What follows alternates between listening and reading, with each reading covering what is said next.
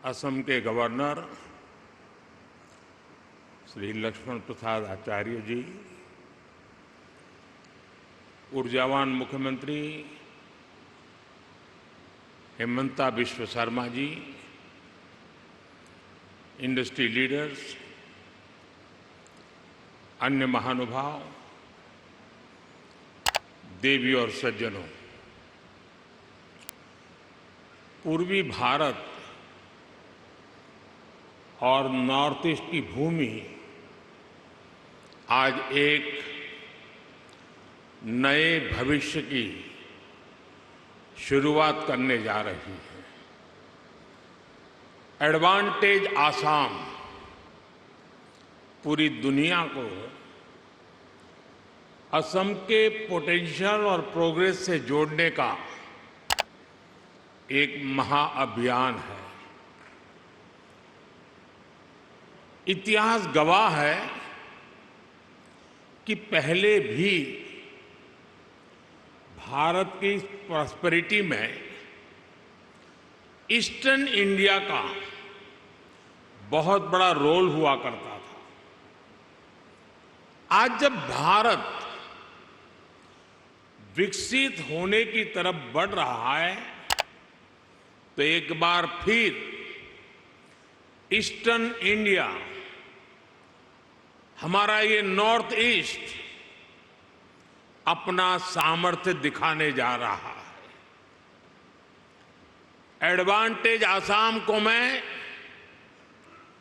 इसी स्पिरिट के रिफ्लेक्शन के रूप में देख रहा हूं। मैं असम सरकार को, हेमंता जी की पूरी टीम को इस भव्य आयोजन के लिए बहुत बहुत बधाई देता हूं। मुझे याद है 2013 में मैं चुनाव अभियान के लिए आसाम का दौरा कर रहा था, तो एक सभा में ऐसे ही मेरे मन से एक शब्द निकला था और मैंने कहा था, वो दिन दूर नहीं जब लोग अल्फाबेट्स पढ़ना शुरू करेंगे तो कहेंगे ए फॉर आसाम।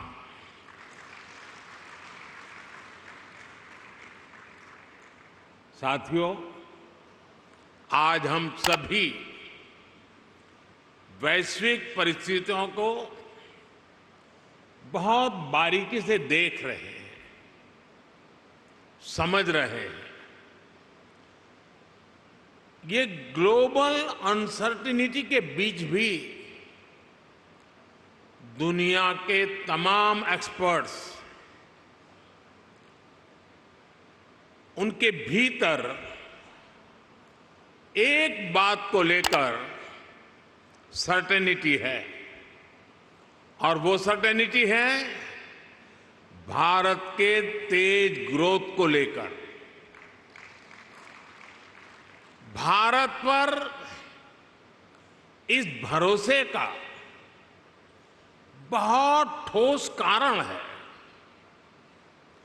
आज का भारत आने वाले 25 साल की इस 21वीं शताब्दी के लॉन्ग टर्म विजन को ध्यान में रखते हुए एक के बाद एक कदम उठा रहा है, व्यापक स्तर पर काम कर रहा है। आज दुनिया का भरोसा भारत की युवा आबादी पर है, जो बहुत तेजी से स्किल्ड हो रही है, इनोवेट कर रही है। आज दुनिया का भरोसा भारत के उस नियो मिडिल क्लास पर है जो गरीबी से निकलकर नई एस्पिरेशन के साथ आगे बढ़ रहा है। आज दुनिया का भरोसा भारत की उस 140 करोड़ जनता पर है जो पॉलिटिकल स्टेबिलिटी और पॉलिसी कंटिन्यूटी को सपोर्ट कर रही है। आज दुनिया का भरोसा भारत की उस गवर्नेंस पर है जो लगातार रिफॉर्म कर रही है। आज भारत अपनी लोकल सप्लाई चेन को मजबूत कर रहा है। आज भारत दुनिया के अलग अलग रीजन्स के साथ फ्री ट्रेड एग्रीमेंट्स कर रहा है। ईस्ट एशिया के साथ हमारी कनेक्टिविटी लगातार सशक्त हो रही है और नया बन रहा India middle east Europe economic corridor भी अनेक नई संभावनाएं लेकर आ रहा है। साथियों, भारत पर मजबूत होते ग्लोबल ट्रस्ट के बीच आज हम सभी यहां असम में जुटे हैं, मां कामाख्या की धरती पर जुटे हैं। भारत की ग्रोथ में असम का कंट्रीब्यूशन लगातार बढ़ता जा रहा है। 2018 में एडवांटेज असम समिट का पहला एडिशन आयोजित हुआ था। तब असम की इकोनॉमी 3.25 लाख करोड़ रुपए की थी। आज असम करीब 6 लाख करोड़ रुपए की इकोनॉमी वाला राज्य बन गया है। यानी भाजपा सरकार में सिर्फ 6 सालों में असम की इकोनॉमी की वैल्यू डबल हो गई है। ये डबल इंजन की सरकार का डबल इफेक्ट है। असम में हुए ढेर सारे इन्वेस्टमेंट ने, आप सभी ने असम को अनलिमिटेड पॉसिबिलिटीज का राज्य बना दिया है। असम सरकार यहां एजुकेशन, स्किल, अन्य कई प्रकार के डेवलपमेंट और साथ साथ बेहतर इन्वेस्टमेंट एनवायरनमेंट पर फोकस कर रही है। बीते सालों में भाजपा सरकार ने यहां कनेक्टिविटी से जुड़े इंफ्रास्ट्रक्चर पर बहुत काम किया है। मैं आपको एक उदाहरण देता हूं। साल 2014 से पहले ब्रह्मपुत्र नदी पर बस 3 पुल थे। यानी 70 सालों में सिर्फ 3 ब्रिज। लेकिन बीते 10 सालों में हमने 4 नए ब्रिज बनाए हैं। हमने इनमें से एक ब्रिज का नाम भारत रत्न भूपेन हजारिका जी के नाम पर रखा है। असम को 2009 से 2014 के बीच रेल बजट में औसतन 2100 करोड़ रुपए मिले थे। हमारी सरकार ने असम के रेलवे बजट को 4 गुना से ज्यादा बढ़ाकर 10,000 करोड़ रुपए तक पहुंचा दिया। असम के 60 से ज्यादा रेलवे स्टेशन को भी मॉडर्नाइज किया जा रहा है। आज गुवाहाटी से न्यू जलपाईगुड़ी के बीच नॉर्थ ईस्ट की पहली सेमी हाई स्पीड ट्रेन चल रही है। साथियों, असम की एयर कनेक्टिविटी का तेज गति से विस्तार हो रहा है। 2014 तक यहां सिर्फ 7 रूट्स पर फ्लाइट्स ऑपरेट होती थी। अब करीब करीब 30 रूट्स पर फ्लाइट्स चलने लगी है। इससे लोकल इकोनॉमी को भी बहुत बड़ा बूस्ट मिला है, यहां के युवाओं को रोजगार मिला है। साथियों, ये परिवर्तन सिर्फ इंफ्रास्ट्रक्चर तक सीमित नहीं है। लॉ एंड ऑर्डर में अभूतपूर्व सुधार हुआ है। बीते दशक में अनेक पीस एकॉर्ड्स किए गए हैं। बॉर्डर से जुड़े लॉन्ग पेंडिंग इश्यूज का समाधान किया गया है।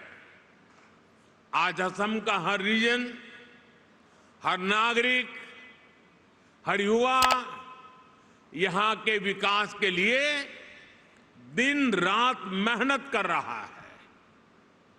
साथियों, आज भारत में इकोनॉमी के हर सेक्टर में, हर लेवल पर बड़े रिफॉर्म्स हो रहे हैं। हमने ईज ऑफ डूइंग बिजनेस के लिए निरंतर काम किया है। हमने इंडस्ट्री और इनोवेशन कल्चर को बढ़ावा देने का पूरा इकोसिस्टम तैयार किया है। स्टार्टअप के लिए नीतियां हो, मैन्युफैक्चरिंग के लिए पीएलआई स्कीम्स हो, या मैन्युफैक्चरिंग कंपनियां और एमएसएमई को टैक्स में छूट देना हो, हमने हर एक के लिए बेहतरीन पॉलिसीज बनाई है। सरकार देश के इंफ्रास्ट्रक्चर पर भी बहुत बड़ा इन्वेस्टमेंट कर रही है। इंस्टीट्यूशनल रिफॉर्म, इंडस्ट्री, इंफ्रास्ट्रक्चर और इनोवेशन का यही कॉम्बिनेशन भारत की प्रगति का आधार है। और इसलिए इन्वेस्टर्स भी देश के पोटेंशियल को, उनकी और देश की प्रगति की पॉसिबिलिटीज को बदलता हुआ देख रहे हैं। और इस प्रगति में असम भी डबल इंजन की स्पीड से आगे बढ़ रहा है। असम ने 2030 तक अपनी इकोनॉमी को 150 बिलियन तक पहुंचाने का टारगेट सेट किया है। मुझे विश्वास है असम इस लक्ष्य को जरूर हासिल कर सकता है। मेरे इस विश्वास का कारण असम के सामर्थ्यवान और प्रतिभाशाली असम के लोग हैं, यहां की भाजपा सरकार का कमिटमेंट है। असम आज साउथ ईस्ट एशिया और भारत के बीच का गेटवे बनकर उभर रहा है। इस पोटेंशियल को और आगे बढ़ाने के लिए सरकार ने North East transformative industrialisation scheme यानी उन्नति शुरू की है। ये उन्नति स्कीम असम समेत पूरे नॉर्थ ईस्ट में इंडस्ट्री को, इन्वेस्टमेंट को, टूरिज्म को गति देगी। मैं इंडस्ट्री के आप सब साथियों से कहूंगा, इस स्कीम और असम के अनलिमिटेड पोटेंशियल का पूरा लाभ उठाइए। असम की नेचुरल रिसोर्सेज और स्ट्रेटेजिक लोकेशन इस राज्य को इन्वेस्टमेंट का प्रीफर्ड डेस्टिनेशन बनाती है। असम के सामर्थ्य का एक उदाहरण असम टी है। असम टी अपने आप में एक ब्रांड है जो दुनिया भर में चाय के शौकीनों के जीवन का हिस्सा बन चुकी है। असम टी को 200 साल पूरे हो चुके हैं। ये लेगेसी असम को बाकी सेक्टर्स में भी आगे बढ़ने के लिए प्रेरित करती है। साथियों, आज ग्लोबल इकोनॉमी में बहुत बड़ा बदलाव हो रहा है।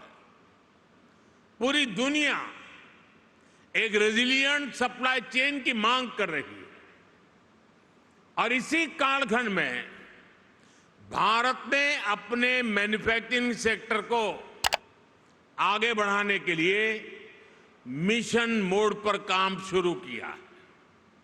हम मेक इन इंडिया के तहत लो कॉस्ट मैन्युफैक्चरिंग को बढ़ावा दे रहे हैं। फार्मास्यूटिकल्स, इलेक्ट्रॉनिक्स, ऑटोमोबाइल, हमारी इंडस्ट्री ना सिर्फ डोमेस्टिक डिमांड्स को पूरा कर रही है बल्कि इंटरनेशनल मार्केट में भी मैन्युफैक्चरिंग एक्सेलेंस के नए बेंचमार्क बना रही है। इस मैन्युफैक्चरिंग रिवॉल्यूशन में असम बहुत बड़ी भूमिका निभा रहा है। साथियों, असम की ग्लोबल ट्रेड में हमेशा से एक हिस्सेदारी रही है। आज पूरे भारत के ऑन शोर नेचुरल गैस प्रोडक्शन का 50% से ज्यादा शेयर असम के पास है। बीते कुछ सालों में यहां की रिफाइनरीज की कैपेसिटी में बहुत बड़ी वृद्धि की गई है। इलेक्ट्रॉनिक्स, सेमीकंडक्टर्स और ग्रीन एनर्जी जैसे इमर्जिंग सेक्टर में भी असम तेजी से उभर रहा है। सरकार की पॉलिसीज के कारण असम हाईटेक इंडस्ट्रीज के साथ साथ स्टार्टअप्स का भी हब बन रहा है। साथियों, अभी कुछ दिन पहले ही बजट में केंद्र सरकार ने नामरूप 4 प्लांट को भी मंजूरी दी है।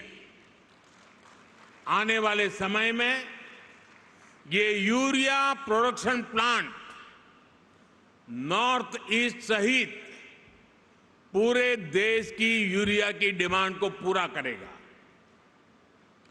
वो दिन दूर नहीं जब असम पूर्वी भारत का एक बड़ा मैन्युफैक्चरिंग हब बनेगा और इसमें केंद्र सरकार हर तरह से राज्य की भाजपा सरकार को मदद कर रही है।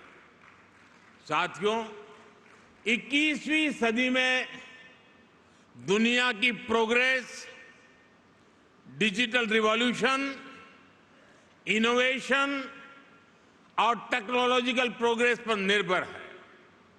इसके लिए हमारी तैयारी जितनी बेहतर होगी, दुनिया में हमारी ताकत भी उतनी ज्यादा होने वाली है।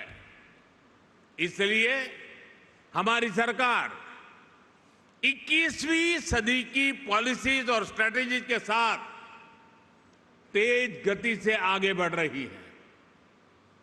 हम सब जानते हैं कि इलेक्ट्रॉनिक्स और मोबाइल मैन्युफैक्चरिंग में बीते 10 साल में भारत ने कितनी बड़ी छलांग लगाई है। अब इसी सक्सेस स्टोरी को भारत सेमीकंडक्टर प्रोडक्शन में भी रिपीट करना चाहता है। मुझे गर्व है कि असम सेमीकंडक्टर मैन्युफैक्चरिंग में भी भारत के एक महत्वपूर्ण सेंटर के रूप में विकसित हो रहा है। कुछ महीने पहले असम के जागीरोड में Tata semiconductor assembly and test facility की शुरुआत हुई है। ये प्लांट आने वाले समय में पूरे नॉर्थ ईस्ट में टेक्नोलॉजिकल ग्रोथ को प्रमोट करने वाला है। साथियों, सेमीकंडक्टर सेक्टर में इनोवेशन के लिए हमने आईआईटी के साथ भी कोलैबोरेट किया है। इसके लिए देश में एक सेमी कंडक्टर रिसर्च सेंटर पर भी काम किया जा रहा है। इस दशक के अंत तक इलेक्ट्रॉनिक सेक्टर की वैल्यू $500 बिलियन तक पहुंचने वाली है। हमारी जो स्पीड और स्केल है उससे तय है कि भारत सेमी कंडक्टर प्रोडक्शन की एक बड़ी ताकत बनकर के उभरेगा। इससे लाखों लोगों को रोजगार मिलेगा और असम की इकोनॉमी को भी फायदा होगा। साथियों, बीते 10 सालों में भारत ने अपनी एनवायरमेंटल रिस्पॉन्सिबिलिटीज को समझते हुए भी नीतिगत निर्णय किए हैं। दुनिया हमारे रिन्यूएबल एनर्जी मिशन को एक मॉडल प्रैक्टिस मानकर इसे फॉलो कर रही है। देश ने बीते 10 वर्षों में सोलर, विंड और सस्टेनेबल एनर्जी रिसोर्स पर बहुत बड़ा इन्वेस्टमेंट किया है। इससे न सिर्फ हमारी इकोलॉजिकल कमिटमेंट पूरे हुए हैं, बल्कि देश की रिन्यूएबल एनर्जी प्रोडक्शन कैपेसिटी में भी कई गुना विस्तार कर पाया है। हमने 2030 तक देश की एनर्जी कैपेसिटी में 500 गीगावाट रिन्यूएबल एनर्जी कैपेसिटी में के एडिशन का लक्ष्य बनाया है। 2030 तक देश का annual green hydrogen production 5 million metric tonne हो, सरकार इसके लिए मिशन बनाकर काम कर रही है। देश में गैस इंफ्रास्ट्रक्चर बढ़ने के कारण डिमांड भी तेजी से बढ़ी है। गैस बेस्ड इकोनॉमी का पूरा सेक्टर तेजी से एक्सपांड हो रहा है। इस जर्नी में असम के पास बहुत बड़ा एडवांटेज है। सरकार ने आप सबके लिए बहुत सारे रास्ते बनाए हैं। पीएलआई स्कीम से लेकर ग्रीन इनिशिएटिव के लिए बनी सारी पॉलिसीज आपके हित में है। मैं चाहता हूं कि असम रिन्यूएबल एनर्जी सेक्टर में एक लीडर स्टेट बनकर के उभरे, और ये तभी हो पाएगा जब इंडस्ट्री के आप सभी लीडर्स यहां के पोटेंशियल को सही तरह से मैक्सिमाइज करने के लिए आगे आएंगे। साथियों, 2047 तक भारत को विकसित भारत बनाने में पूर्वी भारत की भूमिका बहुत बड़ी होने वाली है। आज पूर्वोत्तर और पूर्वी Bharat infrastructure, logistics, agriculture, tourism और इंडस्ट्री में तेज रफ्तार से आगे बढ़ रहा है।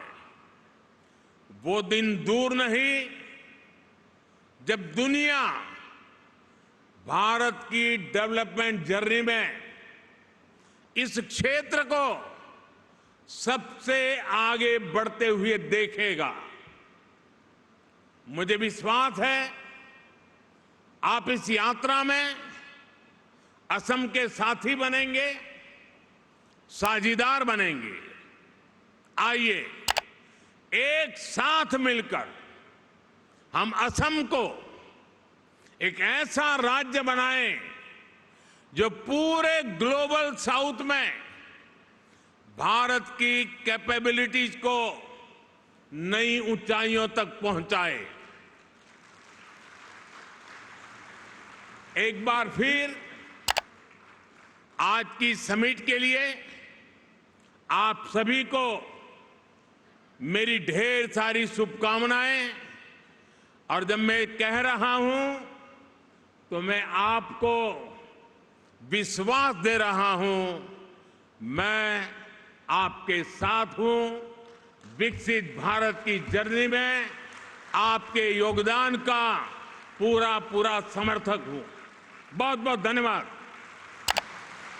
Thank you, sir, for your unwavering support and encouragement for the economic development and prosperity of the state of Assam in your relentless pursuit of a Viksit Bharat. Can we have a big round of applause as a mark of our appreciation and gratitude for Honorable Prime Minister, who has been the foremost inspiration, guiding light and cheerleader for Assam and other northeastern states.